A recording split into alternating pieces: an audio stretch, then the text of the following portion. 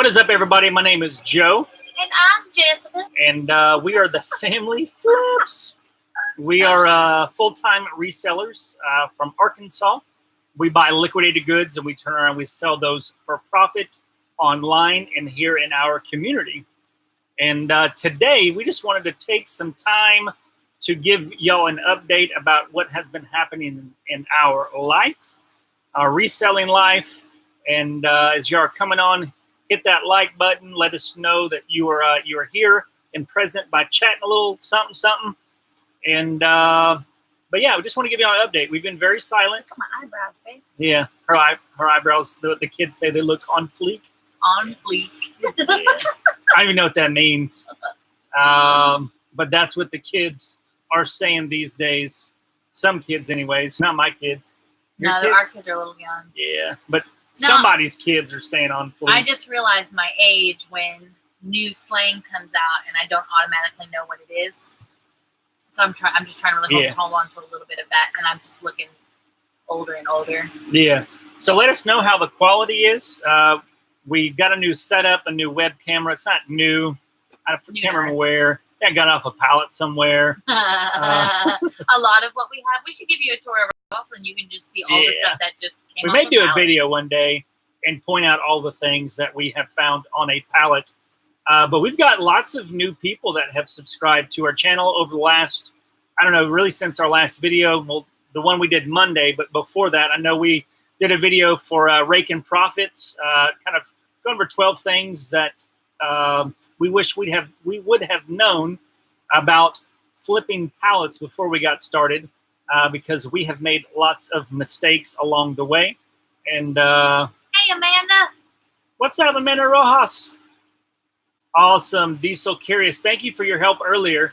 We tried we tried it with Restream.io again, and it wouldn't even stream to YouTube this time. Somehow it was blocked, and then the Facebook quality sucked. So we're doing it here old we school are again. Yeah.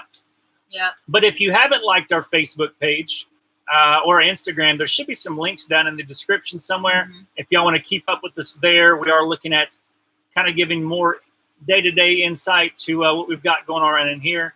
And it's also Easier? It is easier to reach us on those platforms because you can send instant messages and all that. So if you have questions, you can always send us questions there. And so yeah. So what's been happening? Oh, I don't know. No, I'm just kidding. Yeah. So the kids are doing great. We are homeschooling still. School has started. Yeah, we're in an active co-op. So they're really enjoying that. We're liking our little homeschool co-op and everything. So family-wise, we're doing really good. We also hired a nanny, and she is wonderful. So I'm able to spend a lot more time growing our reselling business, which is really good. Mm-hmm. I think one of the main reasons why we had to stop filming YouTube is there just wasn't enough time to go around.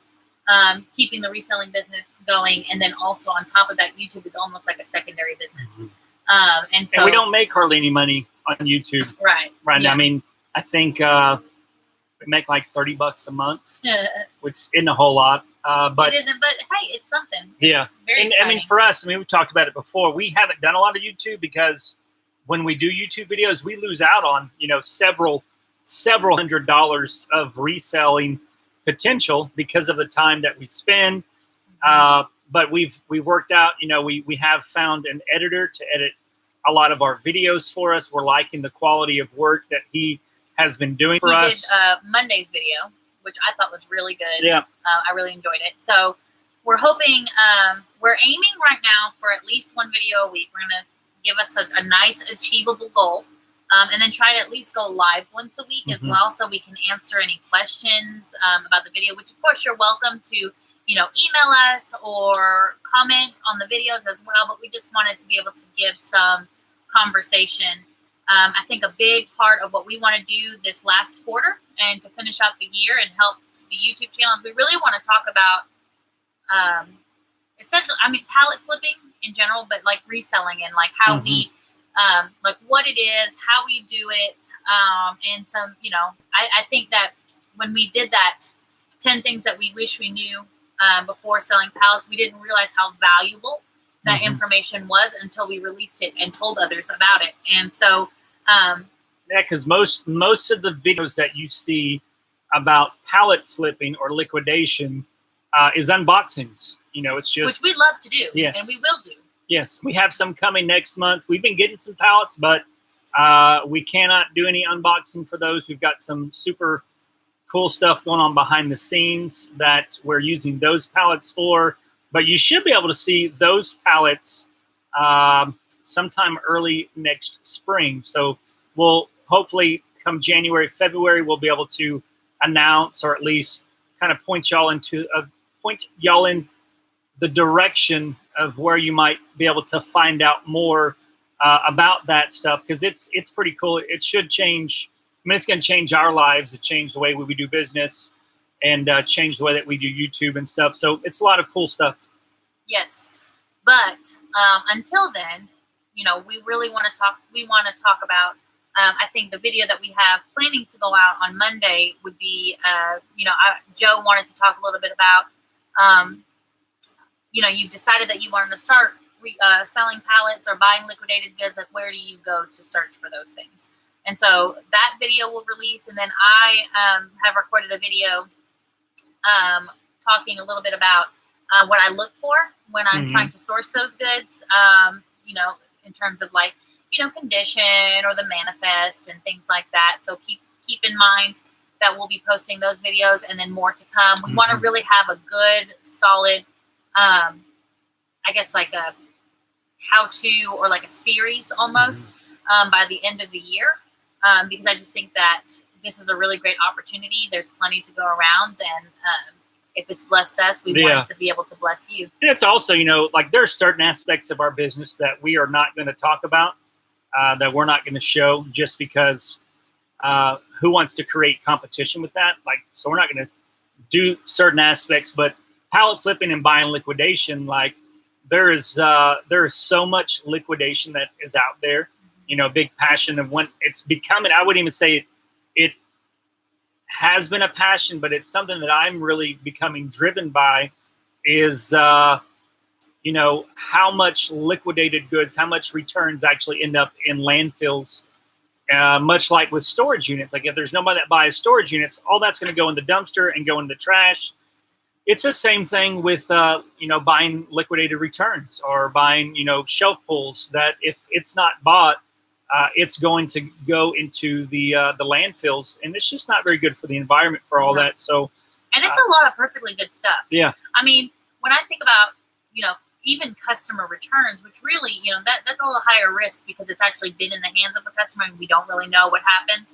There is some return fraud, yes, but sometimes like people just return things because, you know, they realize they didn't need it, or it didn't fit, or it's the wrong color or the wrong size, or, you know, they bought it as a gift and maybe I don't know. I don't really exactly know, but a lot of times all kinds of reasons. When we get it, it's perfectly good. Like it is. I mean, sometimes it comes in the box, and the box is beautiful, you know. It's like they open up, it was the wrong color, or I realized I bought this and I didn't need it. I didn't have the money. And then sometimes it's stuff that's bought, but it's undeliverable. So it doesn't go back on the shelf like it, because you just don't know what could have happened in transit. And I think another big passion of that is that when we do that, you know, we buy it at a discount because we buy it in large scale and in bulk, and then we can sell it to other people, whether locally or online, and they can get things that are perfectly good or in decent condition for a fraction of the price, which is great.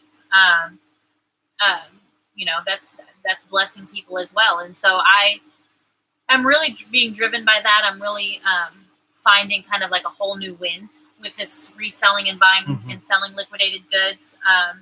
And I think that it would be great to kind of help people along. A lot of people, they join these Facebook groups and they watch these videos because they want to be able to do. And I want to help with that. I want to give practical steps on like how we can help other people accomplish that. There's plenty of goods to go around.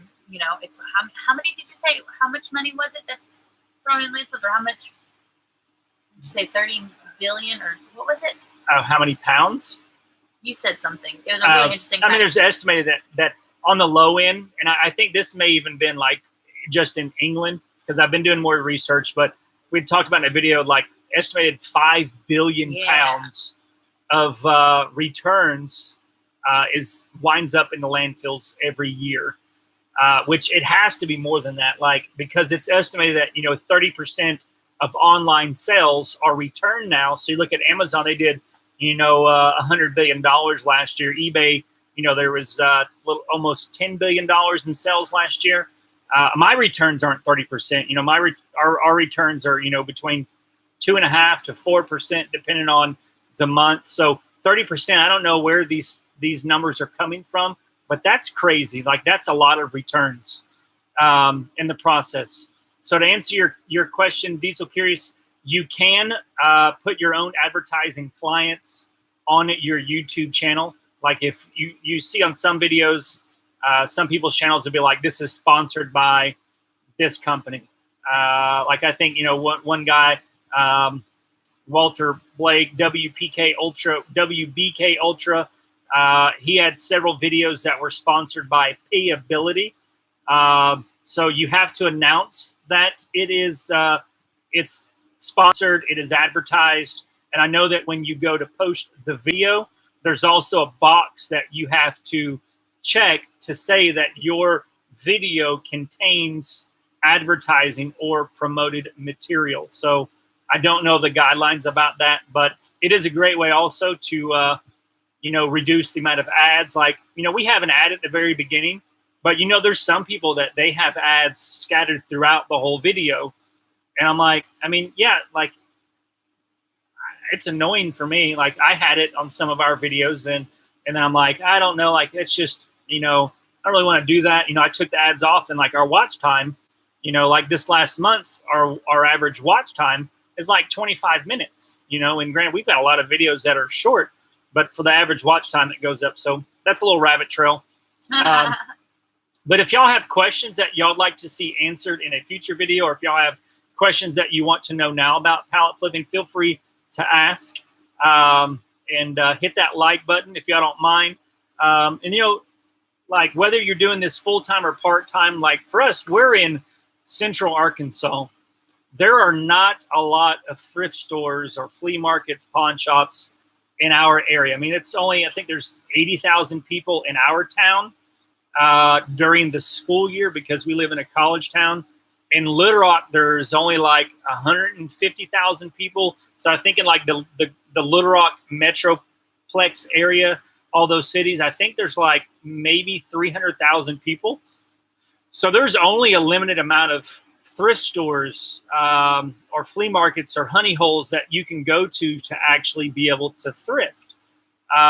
So we had to get creative. And even with those, like, our Goodwills are very proud of their prices. We could go to a Goodwill, and we could find some items that we could flip, and we could double our money, which is, it's for each his own. Some people, they won't buy anything unless they can, triple or quadruple or 10 times their money. It really depends on, for us, how, if it's a long tail item, if it's a quick flip. But like, so we don't have the luxury of being able to go to those stores and be able to buy stuff. So to be able to do this full time, we had to look at other avenues to be able to purchase stuff, to be able to flip for profit. And then even then, like thrifting and picking and all that, like, you have to, like, it requires a high level of learning and knowledge. Like, there are so many items that you need to be able to become a subject matter expert in, so that you don't miss out on opportunities like clothing or glassware or sporting goods items or toys. There's just so much to know to go thrifting. And for me, like, I enjoy it, but like, it's not really, I don't enjoy it that much. Like, some people, they're resellers because they enjoy thrifting. Like, they're professional thrifters. Yeah. Whereas we're like professional resellers because, we do some thrifting, but not very much. I'd say maybe 0.5% of the items we sell, we get from thrifting. I think I would enjoy it more if we lived in a different area. And we weren't always having to, like, with the prices. and there was a little bit more. I mean, one of the things that Joe and I, like our whole business model is really built on less items, larger profit margins. So it's really difficult to do that with the thrift stores in our area, just because the prices just seem to be a lot higher. And we're also kind of relatively rural. I mean, there's only 2.5 million people in the whole state of Arkansas. Right. So we have to drive a lot farther. Whereas in any larger metropolitan city, you're going to find lots of different thrift stores. Whereas, in our city, we have 2, and then we drive to, the capital city and we may have like 3 more. So, we've tried them all. And it's something that it's not worth it. Yeah, we can. I mean, every now and then we'll go on a date, and then we'll, on our way to the day. We lose money when we go thrifting. Yeah, we do, because of the time spent. It's just, it's like our buddy Chris with Daily Refinement. If you haven't checked out his channel, you should. He's very, very intelligent guy. But he lives in San Francisco, and he was saying that he could go to 16 thrift stores a day. And he couldn't even hit all of the thrift stores in the city in a month. And I'm like, that's crazy. And like for him, so his model is like can go to thrift stores and he can find, all kinds of stuff. I mean, he does, 30, 40 grand a month in revenue just from, those items. Yeah. So, I mean, it really depends on where you are. Like I get jealous because I see people in different reselling groups, they'll post their garage sale, the yard sale finder, the little map thing, and there's like 100 yard sales within like 20 minutes. And I'm like, they're 7 on a Friday, Saturday. Yeah. And I'm like, it's fun to do the family, but as far as like an actual, sometimes. If it was sometimes it's fun when your kid doesn't throw up everywhere or it's not cold. Well, we've got very young kids. I think things might change when they get a little bit older, but they're not really interested in finding great deals. Yeah. Like we get excited and they're like, okay, can we go get donuts now or something? Yeah. So like, for us buying liquidation and buying, pallets and box lots, truckloads, it works for us because of that. So some people, that you maybe watch the video that you may not like to thrift. You may not have time to thrift. Like you get off on Saturdays and Sundays and you have your nights off, but you don't want to spend all day having to go and source items, right. And you don't want to do that. And then, spend the next day, prepping and listing items. That buying liquidation might be something for you. Keep in mind also, this may be like a very common sense thing for some people, but not for everybody, that, you don't have to buy a huge pallet when you buy liquidation. Mm-hmm. You can buy a box, of smaller items, on shopgoodwill.com or something like that. Like you can go to those places and they will, like if you live in a small apartment or something and you really don't have a place to buy a huge pallet, that doesn't have to limit you. So I also wanted to mention that. I feel like sometimes everyone's like, well, I just don't have time for pallets. I'm like, you don't have to do pallets. There are boxes of items that you can purchase as well. Yeah. And then some people are like, well, the margins aren't as good. I'm like, no, they're not. But at the same time, like when you start to calculate your hourly wage, say you went thrifting on Saturday and you spent 8 hours, right? Yeah. And you were able to find, 100 items that you're going to be able to profit, 10 times your money, right? But then it's going to take you all week to list those. But say if you bought a pallet or a box that had 100 items in it, and it's like we got a pallet in last week. It only had, I think, maybe 17 or 18 items in it. Some medium-sized items. And I think delivered in our garage, it was under $500. We got 2 items off the pallet that paid for the whole pallet, and we should be able to triple our money. And I listed it all in one 4-hour period. Yeah. So you have that opportunity also. What's going on, Ashley from Bentonville? We got another Arkansan. What's up, Arkansan friends? Do you ever buy from direct liquidation up there, Ashley? I don't even know if you flip pallets or if you buy liquidation. I know direct liquidation, they have a depot there, a warehouse that they sell Walmart items from. We've actually considered going up there and visiting. Yeah, and I know they got Nino's Trading up there. They got Walmart pallets up there that are better. There's a Nino's Trading here in Little Rock, but all their pallets unless you get there right when the truck unloads all the pallets. Granted, with Walmart, those pallets, it's all seasonal based. And you talking about Nino's or direct liquidation? And I know it's not open to the public to go and shop at, but I know online. And, then it really depends on the pallet that you buy. And that's really why we're wanting to do some videos so that to educate, to show what we look for, things to look for, things to consider, because, there are some pallets that suck. We've got burned on lots. Did we ever tell y'all about our first ever pallet? We talk about it all the time. All the time. Yeah. It was terrible. It was like a little over a year ago. And I think it was August of last year. Got on liquidation.com and I'm like, I'm going to buy this pallet. And I was like, I don't feel like you should buy the pallet, but okay. So I bought it because of these Instapots. And it was a manifested load, customer returns. And it had like 4 or 5 Instapots on it. I'm like, man, these suckers are selling for over $100. So I bought the pallet, and I think it cost like $350 shipped, which isn't bad. But then we got the pallet in, and it was almost all junk. Well, okay. So, I say junk. I was just expecting something greater. But look, this is why we want to do this series of videos, because what we didn't realize was what the term salvage condition meant. We didn't know how to read the listings, and we were very lucky to make our money back. And the only way that I could make our money back is I spent a little bit of time like piecing things together to make some whole parts, and then like selling like coffee carafes, like just the carafe, like just the filter, like what can I pull off of this to make at least some kind of money on it. And yeah, that was miserable. And I don't even know why we kept buying pallets after that. I think I was done. I was like, yep, that was a good experience. I'm good with that. But we had lots of employees at that time, and we needed to find other stuff. We don't have near that many employees now.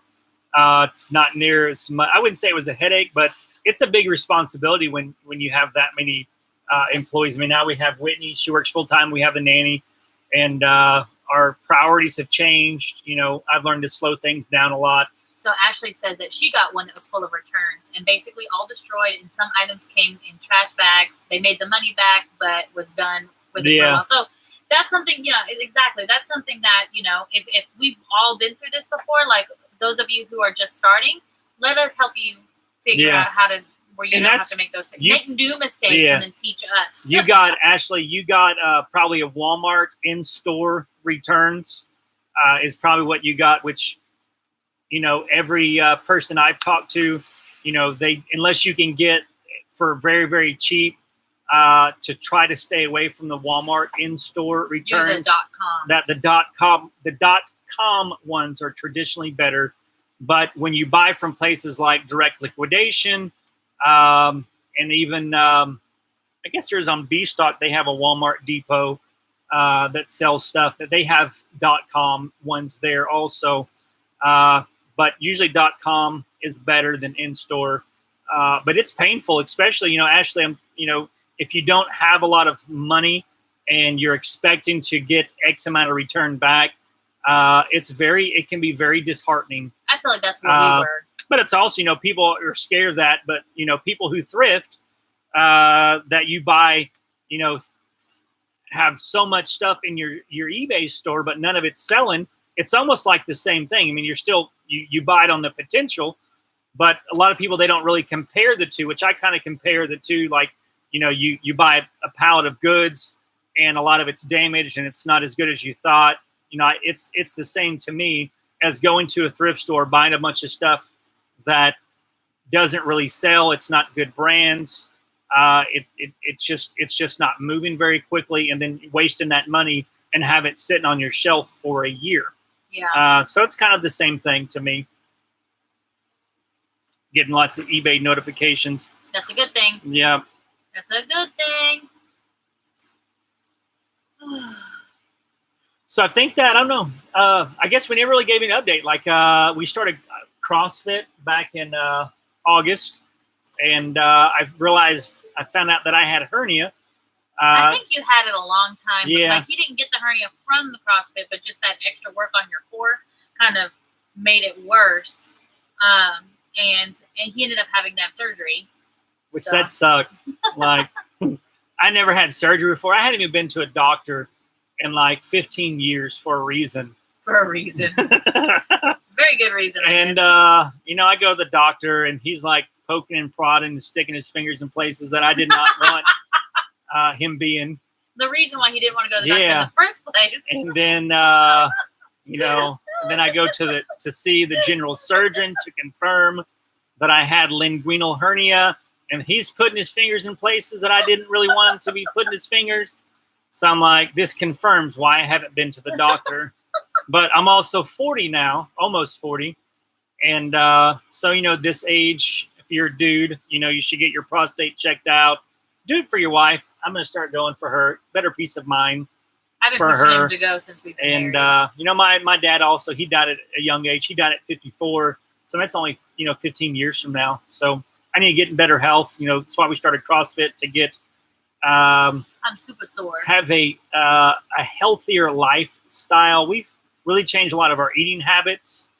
And, you know, now it's that physical aspect of getting good physical exercise, because, you know, for 20 years I worked in restaurants. So I was always on my feet for 50 hours a week at least. But now as a reseller, you know, I'm sitting down for a good 5-6 hours a day. So I don't get near the amount of physical exercise. So having that CrossFit, so I found out I had surgery, and then it's been 4 weeks on Tuesday. So I'm just now getting to where I can actually lift over 20 pounds, and I'm feeling good. I'm not hurting. And so he's going to go back now. I've been going for a while. I've been doing really good. So it's been good. You know, just that next step. We did a Whole30 earlier in the year, and I realized that I thought I was eating okay until I cut out all of the inflammatory foods and realized that, wow, that stuff really affects me. So we've been doing really good on our diet. So, you know, I ended up losing like 30 pounds. And of course, you know, I had 2 kids back to back. So a lot of it is, you know, just very postpartum and all of that. So, you know, I lost that 30 pounds, and then, yeah, so I've been working out. I haven't lost any weight, but I feel like I'm gaining muscle. So that's probably why. So I'm not really too concerned about the weight on the scale anyway. Just my overall health is probably important for me. Yeah. So it's been good. And then of course, you know, like I work really hard and all of that. And, you know, I've been doing CrossFit the whole time. He took a break and he's me. I actually had a dream about it. Like, I don't know, a couple months ago. We hadn't even started CrossFit, wasn't even on the radar. But I had a dream that I was doing CrossFit and I got hurt. I was going to be out for 4 weeks. But it was very bizarre when it actually. Like, oh. Yeah. And Ashley, I will eat some David's burgers. You know, rarely eat David's burgers, but you can have a little. Yeah, I like the David's burgers. They're so good. Yeah. It's bad because the fries are like endless. They are. The worst part. And I think I actually like Five Guys better though. Yeah. I mean, I love David's because they're local, but Five Guys is pretty good also. We like supporting local though. You know, if you don't support local, you should, because. Well, mostly because we're a local business. Yeah. And we know what it's like. Yeah. So we always want to, you know, it's usually a little bit more, but putting that money back into the small guys' hands is always really good for me. Yep. So. But I think it says she's glad the surgery. I know. Well. I was so nervous.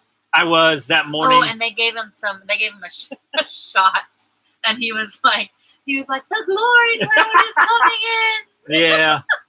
It was humorous. I never had anesthesia before, and I was like, "This is weird." And then they when he came to, he was still a little out of it. Yeah. And like I come in, and he's got like 3 or 4 pudding cups. Oh yeah, I was so excited. I had pudding. I was so excited. And he was like, "Look, babe, pudding," and I'm like, "Oh." Because I couldn't eat. I remember going back to surgery, and all these people were standing around me, and I was gone. And then I woke up and I'm Pudding. like, she's like, "Are you hungry?" I'm like, "Yeah." And then I remembered the hospital has pudding because of when Lucy and Lucas was born. When Lucy was really born, I destroyed.